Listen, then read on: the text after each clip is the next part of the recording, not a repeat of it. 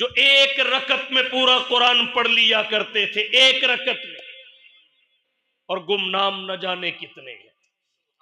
4 کے نام محفوظ ہیں، ان میں 2 صحابی ہیں، 2 تابعی ہیں۔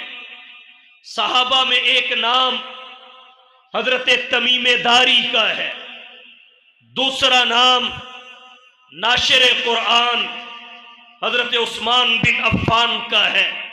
ایک رکعت میں پورا قرآن پڑھ لیا کرتے تھے، اور 2 تابعی ہیں، ایک نام سیدنا سعید بن جبیر کا ہے، دوسرا نام سید الفقہاء امام الائمہ سراج الامہ تلمیذ الصحابہ امام سواد اعظم حضرت امام اعظم ابو حنیفہ رحمت اللہ علیہ کا ہے۔